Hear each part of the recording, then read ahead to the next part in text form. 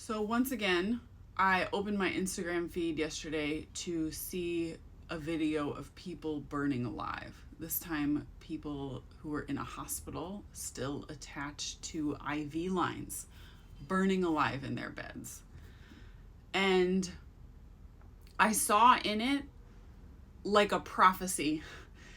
I saw all of us. The weapons manufacturers and fossil fuel companies that are the architects of the genocide in Gaza, that are profiting off of the genocide in Gaza, are also planning on continuing to bomb and burn fossil fuels until they burn all of us. The sun is a fire equivalent to 10 billion hydrogen bombs going off at the same time every second.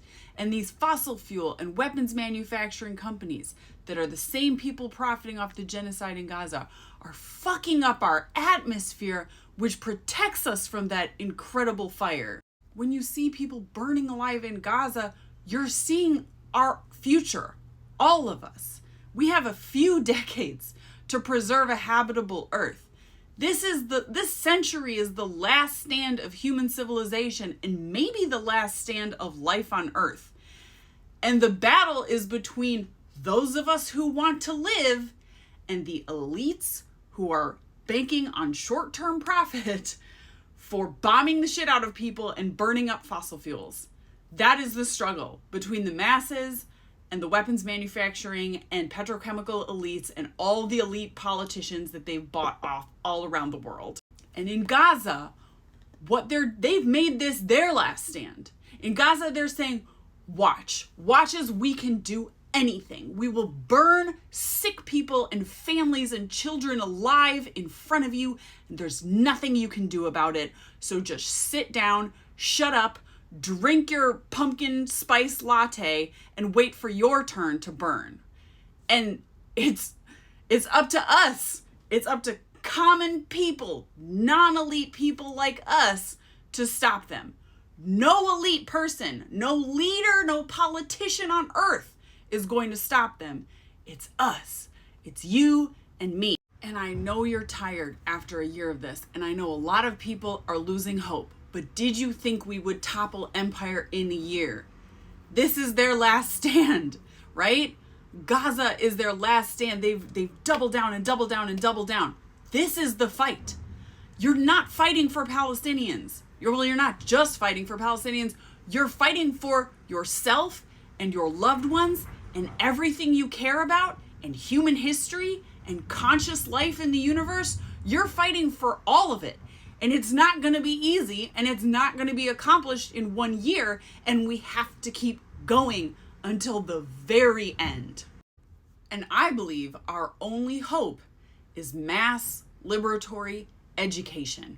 The only way that we are going to overcome these challenges is if we can create a massive shift in consciousness and political alignment and expansion of our imagination of what type of world is possible and what types of political action are possible. And that requires mass liberatory education, which means, and again, no elite is going to teach us for us. No single leader can emerge because they can just kill them. It has to be you and me continuing to liberate our own minds and talk to as many different people as we can and try to free their minds as well. We have to keep saying what we're seeing in Gaza because not everyone saw those bodies burning. Tell someone today what you saw. Tell one other person at least what you saw and how it affected you. Teach people the connections between what's happening in Gaza and what is threatening themselves and their children and their families and all the things that they hold dear back at home. We have to just spread education as much and concisely as possible and relentlessly as possible. And as much as they try to censor us, we have to keep overcoming that censorship and finding new ways to get our message across. We've built an incredible movement over the past year. We're not back to where we started a year ago. We have expanded the number of people who understand the Palestinian struggle, understand Palestinian history by millions and millions, probably by hundreds of millions of people. There's still more work to be done, though. There's still more people to reach, and there's still a deeper understanding to achieve of the connection between the Palestinian struggle and all of our shared collective struggle, the class struggle that Marx was talking about so long ago, the struggle between hierarchy and humanity, between the hoarding of power and what is just and fair and sustainable. I truly believe still that our words have more power here in the imperial core than any bullets. Even if some leftist group was able to achieve some sort of revolution without mass liberatory education and a mass raising of consciousness, whoever enacted such a rebellion, they would become elites and they would just recreate the same patterns of exploitation and oppression that have happened as we've been shifting around the deck chairs on the Titanic of this thing called empire and capitalism for the last 500 years. The only way we can build a sustainable human society that can last for more than another few decades is by a mass awakening in consciousness where we recognize we are all part of one shared collective humanity. We all have to work together, and we learn to identify that people who hoard wealth and power are the enemies of that project. And we have made incredible headway this past year. We are not starting back from zero where we were October 7th, 2023.